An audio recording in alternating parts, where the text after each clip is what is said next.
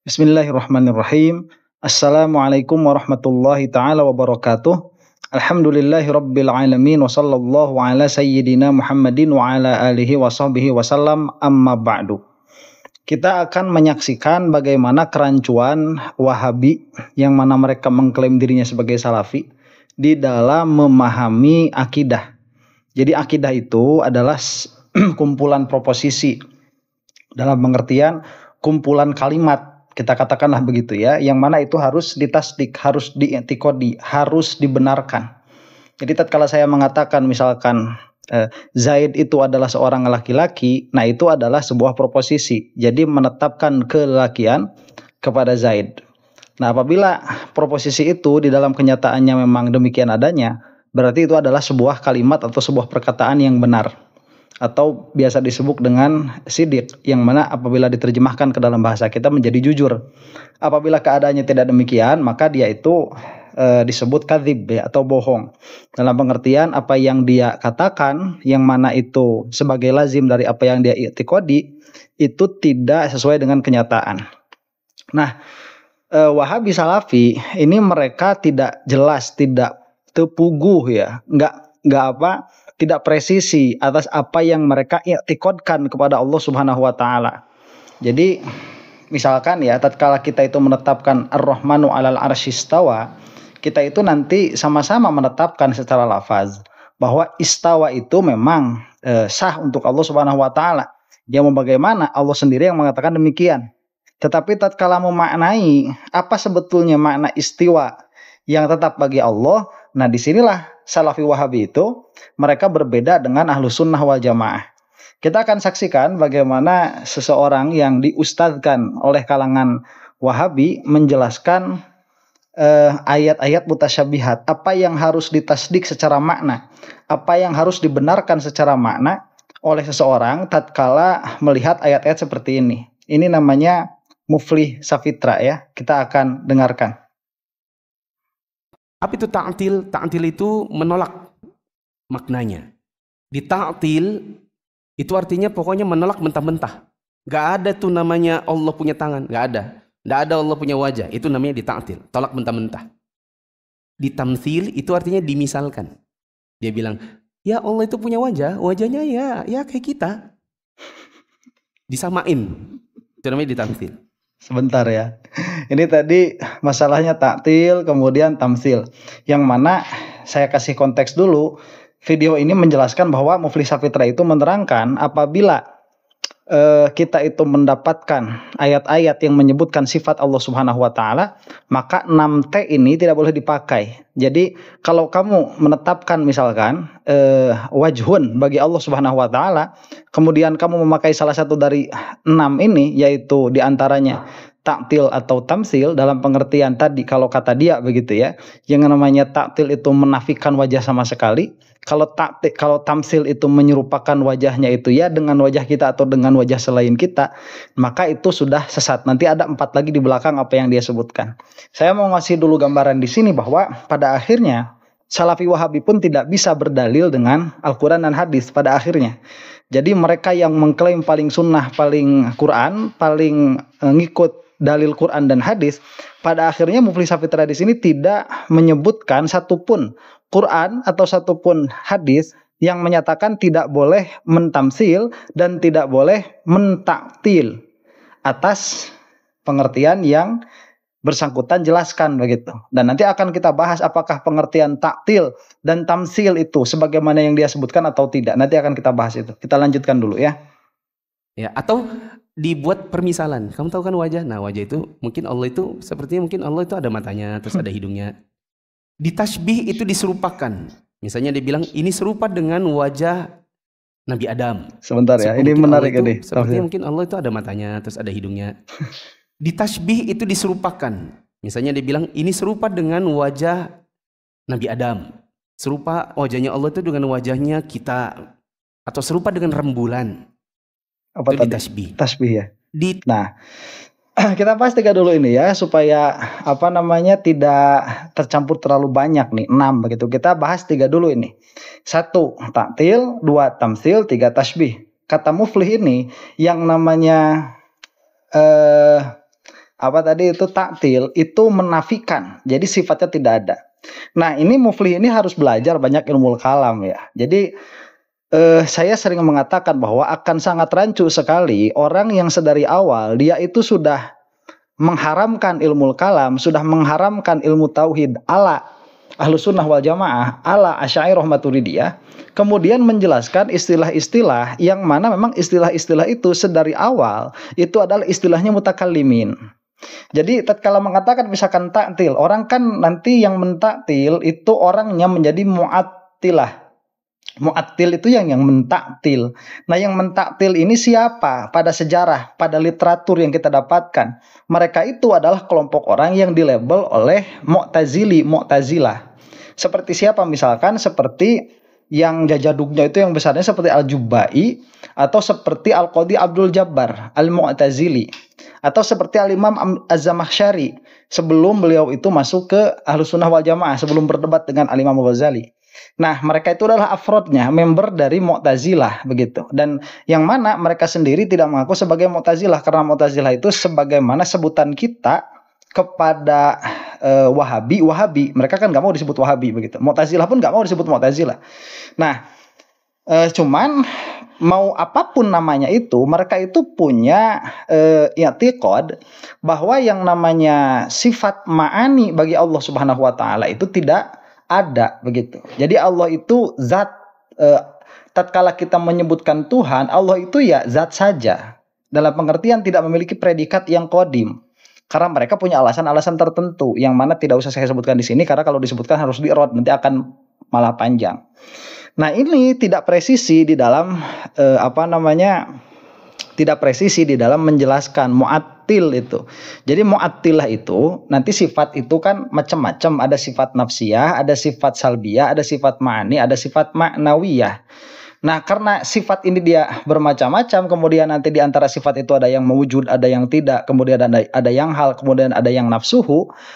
Ini pada akhirnya Mu'tazilah itu menafikan sifat ma'ani saja dari Allah Subhanahu wa taala, meskipun mereka itu menyebutkan bahwa Allah itu misalkan ya qadiron, muridan, aliman, hayyan, sami'an, basiron, mutakaliman, tapi qadiron bila qudratin, sami'an bila sam'in dan lain sebagainya. Nah, ini kita itu seharusnya ya, ini anda nih terutama yang ikut sama Wahab Boys, yang mana salah satu ustaznya ini yaitu si Muflih Safitra ini, Anda itu saya kasih sedikit untuk kritis lah.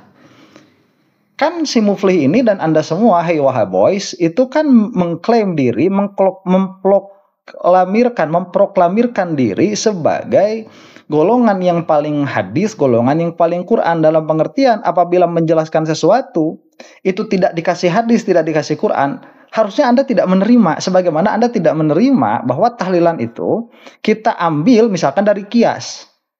Ya, atau malah bukan dari kias lah, misalkan dari qaidah ammah. Itu kan Salafi Wahabi nggak nerima tuh. Padahal kita sudah menjelaskan dengan qaidah ammah. Kenapa tatkala Muflih Safitra menjelaskan bahwa sifat Allah tidak boleh dimaknai demikian dan demikian, diantaranya tadi tidak boleh ditaktil, tidak boleh ditamzil, tidak boleh ditashbih, itu menerima begitu saja padahal tidak ada Quran dan hadisnya. Pada akhirnya berarti dia pun tidak mengambil Quran dan hadis untuk menentukan kepada kamu apa yang boleh, apa yang tidak. Ini sudah kontradiksi di dalam dirinya, dan kontradiksi itu adalah salah satu ciri, kalau bukan satu-satunya ciri terhadap kesesatan.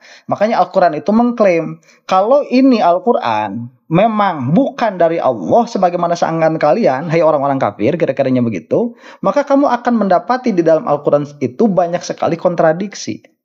Nah itu ya, jadi kontradiksi itu salah satu ciri kesesatan, kalau bukan satu-satunya ciri kesesatan.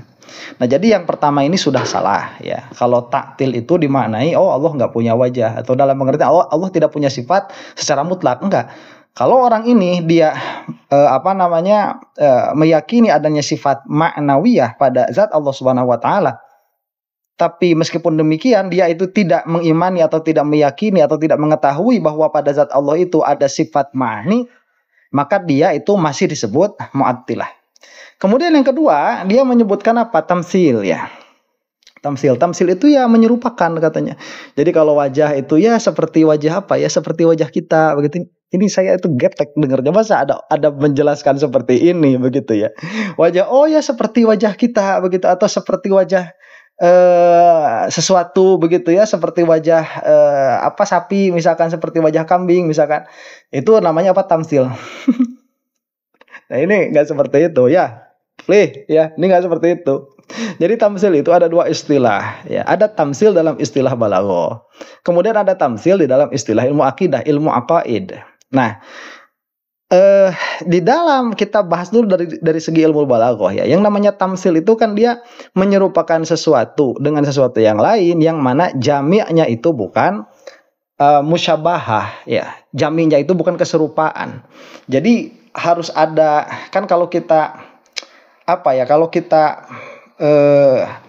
membandingkan satu perkara dengan perkara yang lain, yang mana nanti akhirnya yang jadi bandingan ini akan disebut musyabbah bih, yang bandingkannya akan menjadi musyabbah, dan itu baru sah apabila ada jami', ada sesuatu yang menyatukan. Nah, yang jami'nya ini apa? Musyabbah, ada keserupaan di dalam sifatnya. Nah, ini kalau misalkan tamsil dimaknai seperti itu, nanti akan pabaliut sama tasbih. Ya, sama tasbih itu kalau seperti dikatakan sama Muflis Saputra, dan bukan Saputra ya, Safitri. Oh, Sapitra, Muflis Sapitra. Itu akan acak-acakan. Jadi tamsil dalam pengertian balaghah itu justru bukan tidak boleh, itu dicontohkan oleh Al-Qur'an. Ya, seperti Allahu nurus samawati wal ardi begitu. Itu apa masuknya? Tamsil dalam atau nanti bisa disebut tasbih juga ya. Itu maksudnya kemana sih? Kalau Allahu nurus samawati wal ardi itu majaz ya. Kepada majaz itu tasbih disebutnya, tapi kan tasbih dalam hal balaghah begitu. Bukan dalam hal bukan dalam hal sebagaimana disebutkan oleh mutakalimin. Nah, adapun mutakalimin tatkala mereka itu menyebutkan tamsil, yang mereka maksud adalah tanzir. Jadi menazirkan sesuatu. Jadi nanti ada 3 istilah nih kalau dalam mutakalimin. Ada misil, ada syibih, kemudian ada nazir. Misil itu sesuatu dengan sesuatu yang lain, A dengan B, yang mana kemiripannya itu sama. Kalau misalkan mau kita contohkan, itu seperti ayam dengan angsa. Atau kita katakanlah supaya mudah, manusia dengan monyet. Nah, manusia dengan monyet itu banyak sekali persamaannya. Maka kita bisa disebutkan manusia ini mithlu monyet begitu ya. Dalam hal apa? Dalam hal bentuk badannya. Itu karena ada kemiripan, karena kemiripannya banyak. Tapi nanti kalau misalkan manusia dengan simpanse ya, yang lebih besar, itu nanti disebut amsal. Dia lebih misil lagi. Karena kemiripannya akan lebih banyak. Nah, kemudian apabila kita membicarakan tentang yang lebih bawah daripada itu, yang lebih rendah daripada itu, nanti ada yang namanya syibih. Nah, syibih ini lebih rendah daripada misil. Jadi kalau misalkan kita itu melihat manusia dengan katakanlah kambing begitu. Nah, manusia dengan kambing ini ada musyabahah, ada persamaannya. Meskipun tidak semirip manusia dengan monyet misalkan. Kenapa ya? Karena manusia punya mata, kambing juga punya mata, manusia punya kaki, kambing juga punya kaki. Cuman ya manusia itu kakinya 2, kambing itu kakinya 4. Cuman di situ ada macam dari kemiripan. Nah, itu kita sebutkan syibih. Jadi kemiripannya tidak semirip misil. Nanti di bawahnya lagi ada yang namanya nazir. Nah, kalau nazir itu dia yang penting memiliki satu titik pertemuan di situ. Nah, itu namanya nazir tuh. Jadi seperti manusia dengan matahari misalkan. Itu kan nggak ada sama-samanya ya kalau kita lihat secara visual begitu. Tapi kan kalau kita lihat secara makna, misalkan seperti matahari itu kita ambil yang paling global saja ya. Matahari punya bentuk, kita juga punya bentuk. Berarti matahari itu nazir manusia ya. Kita lihat langit, malah langit itu sama juga nazirnya manusia. Atau jangan langit lah, nanti supaya tidak terjadi perdebatan. Seperti udara nih. Udara ini nazir juga bagi manusia. Kenapa? Karena manusia ini berada pada ruang dan waktu. Demikian pula udara berada pada ruang dan waktu. Berarti dari segi itu, udara ini adalah nazirnya manusia. Meskipun tidak bisa disebut sebagai misilnya manusia. Nah, dari tiga istilah ini secara secara istilah suka disebut misil saja cukup. Makanya tatkala mutakalimin menyebutkan misil, tatkala di dalam ilmu tauhid disebut misil, itu yang disebutnya nazir. Tatkala disebutkan kepada Allah Subhanahu wa taala misalkan laisa kamitslihi syai', itu dalam pengertian laisa kanazirihi syai'. Jadi tidak ada nazir bagi Allah Subhanahu wa taala. Yang mana itu sebetulnya majaz lagi karena kafnya itu misil juga. Itu nanti ada pemahaman yang lebih dalam lagi di situ. Nah, dalam pengertian Muflih Sapitra ini nggak jelas menjelaskan antara syibih kemudian atau tasbih atau tamsil atau taktil tadi. Ya ini istilahnya mutakalim ini mereka mau menjelaskan perkara itu tanpa ilmu kalam, nggak bakalan bisa begitu. Takwil itu artinya wajah bukan wajah, itu bukan wajah. Memang betul ayatnya ada wajah, tapi itu namanya bukan wajah, itu rahmat. Nah itu takwil. Allah itu turun, tapi Allah itu bukan turun. Allah itu rahmatnya yang turun, bukan Allahnya. Itu namanya di takwil, diselewengkan maknanya ke yang lain. Satu lagi. Nah ini yang paling bener paling yang ini ya, takwil. Jadi takwil itu awwala yu'awwilu ta'wilan. Ya itu yang menyelewengkan memang. Jadi menyelewengkan dari makna zahir. Nah cuman nanti Wahabi nggak bakalan paham apa dalalah wad'iyah dari suatu perkara. Jadi nanti disebut di dalam ilmu ilmu wad'u ya, ada yang namanya wad'ul awal. Nah wad'ul awal ini di dalam pembahasan lafaz mantik pun dibahas. Jadi wad'ul awal itu ini berasal dari sebuah pemahaman filsafat sebetulnya. Apakah suatu lafaz itu dia memiliki makna pada dirinya sendiri, atau suatu lafaz itu dia menunjukkan kepada makna hanya karena kesepakatan. Nah ini nanti ada perdebatannya di situ, yang mana nanti sudah diambil yang paling kuat itu karena kesepakatan. Dalam pengertian kita itu tidak usah ribut di dalam lafaz. Sebetulnya yang kita ributkan itu sebetulnya di dalam makna, karena pada dasarnya lafaz ini dia hanyalah sebuah kesepakatan yang menunjukkan kepada suatu makna tertentu. Jadi kalau misalkan kita itu sudah sepakat di dalam suatu lafaz yang menunjukkan kepada makna tertentu, ya sudah berarti kita tinggal membicarakan makna yang ditunjukkan oleh lafaz tersebut.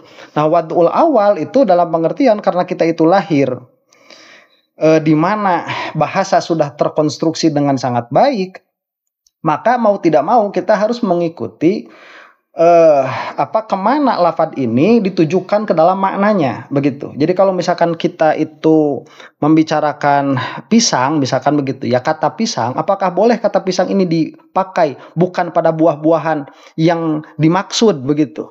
Nah ini sebetulnya nggak boleh karena wadul awalnya, karena sedari dulu pisang itu sudah menunjukkannya ke situ, wadul awal. Nah nanti kalau misalkan di dalam perkembangannya ada di dalam perkembangannya ada perubahan makna atau perubahan pemakaian dari suatu lafaz tersebut, nah itu nanti masuknya itu kepada majaz sebetulnya karena sudah tidak dipakai di dalam wad'ul awalnya. Yang bisa kita lihat sekarang misalkan seperti lafaz tablet. Kalau tablet dulu itu kan untuk obat saja, sekarang tablet kan untuk gadget itu. Nah itu sebetulnya wad'ul awalnya tablet itu kemana? Nah nanti dicari misalkan wad'ul awalnya tablet itu misalkan ini nanti ketemunya ke obat itu. Nah adapun tablet nanti untuk makna untuk makna gadget yang kita ketahui itu berarti itu sudah bukan wad'ul awal. Nah yang namanya takwil itu dia menyelewengkan dari wad'ul awalnya. Jadi kalau misalkan kita mengatakan bahwa Zaid itu katakan ya Zaid itu duduk di atas kursi basah. Nah kan kursi itu wad'ul awalnya kepada benda yang sudah kita pahami semua yang seperti itu. Nah itu adalah kursi. Tapi tatkala kursi ini ditempelkan dengan basah itu sudah tidak menunjukkan ke situ. Berarti kursi itu sudah tidak dipakai pada wad'ul awalnya. Maka tatkala kita memaknai kursi basah dengan makna katakanlah jabatan yang gajinya besar atau jabatan yang potensi kong kali kongnya itu mudah, itu disebut disebut takwil, memalingkan dari makna asalnya. Ini penjelasan yang paling dekat itu dari Muflih Sapitra mengenai takwil ini.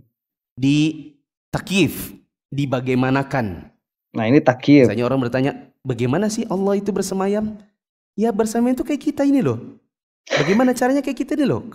Bersila tuh. Nah itu namanya di takyif. Coba Mufli, apa bedanya kalau begitu takyif sama tasbih yang kamu sebutkan tadi ya, atau sama tamsil? Yang tamsil itu kan tadi bilangnya wajahnya itu kan ya wajah itu loh, kayak wajah sapi loh begitu. Apa bedanya kalau gitu? Berarti takyif sama dengan tamsil atau takyif sama dengan tasbih atas perkataannya Mufli ini. Berarti nggak beda begitu. Jadi dia kan memang nggak bisa membedakan. Nah nanti kalau takyif itu dia apa? Kita harus paham makulat. Jadi ada makulatul kaif. Makulatul kaif itu dia menunjukkan kepada sesuatu yang mana sedari awal dia memiliki susunan di dalam eksistensinya. Apabila di dalam eksistensinya dia memiliki ketersusunan, maka dia akan sah ditanyakan kaif, akan sah ditanyakan bagaimana. Jadi karena misalkan saya ini tersusun dari kaki begitu ya, dari tangan, dari badan, kemudian saya ini berdiri, dan berdiri itu dia bisa jadi berdiri dengan satu kaki, kemudian bisa berdiri dengan dua kaki. Maka tatkala disebutkan misalkan Angga lagi ngapain nih, kemudian dibilang misalkan sama orang lagi berdiri, kaifa kiamuhu misalkan, bagaimana berdirinya Angga itu. Nah kita sebutkan satu kaki atau kita sebutkan dua kaki. Nah itu takyif ya. Jadi takyif itu dari awal ya, kalau kita ikut kepada istilahnya ilmu tauhid yang mana itu adalah ekspertisnya mutakalimin, nggak seperti yang disebutkan sama Mufli Safitra ini. Kalau misalkan seperti dijelaskan oleh Mufli ini, maka tidak ada bedanya dengan tamsil, tidak ada bedanya dengan tasbih. Ya, atau ditanyain malah kayak apa sih? Bagaimana sih bentuknya? Nah, terus satu lagi di tafwid. Tafwid itu tuh mengatakan begini, memang Allah punya wajah sesuai dengan ini. Tapi apa makna wajah hanya Allah yang tahu. Nah itu. Katanya Ibnu Abbas. Nah itu juga yang paling mendekati ya penjelasannya itu. Tafwid itu apa? Ya tafwid itu kita menetapkan zohir informasinya. Misalkan di dalam Ar-Rahman alal arsy istawa, kita tetapkan zohir informasinya bahwa Allah itu istawa, karena itu merujuk kepada Ar-Rahman, dan Ar-Rahman itu adalah salah satu nama bagi Allah Subhanahu wa taala yang mana sebetulnya nanti akan ada adabnya bagaimana cara menjelaskannya. Cuman penjelasan ini sudah mendekati. Kalau tidak dikatakan tepat begitu. Jadi itu adalah menetapkan zohir yang ditetapkan oleh Allah Subhanahu wa taala, yaitu istawa tetap bagi Allah Subhanahu wa taala. Cuman makna istawa apa? Nggak tahu. Wad'ul awal pun nggak dipakai begitu. Nanti kalau misalkan wad'ul awalnya istiwa itu kepada bersemayam misalkan, yang mana bersemayam itu menetap, itu nggak dipakai. Nggak tahulah, pokoknya Allah itu istawa, tetap bagi Allah. Makna istawa apa? Istawa ini menunjukkan kepada makna apa? Saya tidak tahu. Itu tafwid. Yang mana kata Mufli Safitra ini nggak boleh. Wasi'a kursiyus samawati wal ard. Allah itu kursinya seluas langit dan bumi. Kata Ibnu Abbas, kursi itulah tempat kaki Allah. Berarti Allah punya kaki ya? Ya nasnya sih bilang begitu. Terus kaki itu berarti Allah punya kaki dong. Itu kaki, tapi maknanya apa kaki itu ya terserah, itu hanya Allah yang tahu apa artinya kaki. Padahal kita semua tahu kaki itu apa? Ya kaki. Gitu. Nah ini ketidakcermatan Wahabi di dalam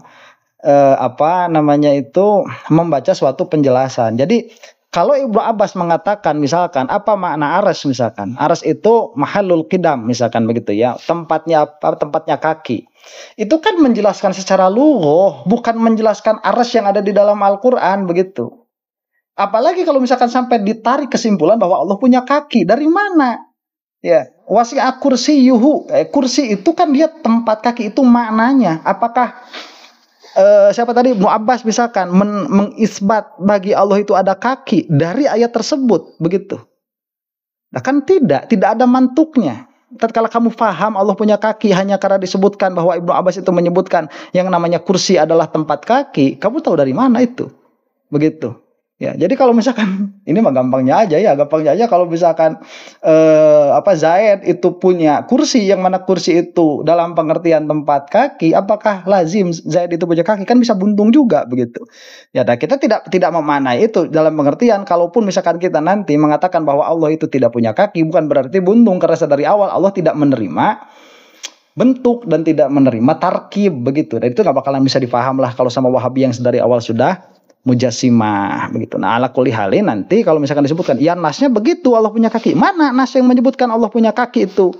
Ya, kalau mau juga nanti mungkin pakai hadis yang suka disebutkan sama siapa itu Khalid Basalamah ya, yang mengatakan bahwa Allah itu akan menginjak neraka dengan kakinya. Yang paling itu nanti begitu. Nah, tafwid itu menetapkan zohirnya. Ya bagi Allah bagaimana lagi Allah menetapkan bagi dirinya misalkan apa rijlun.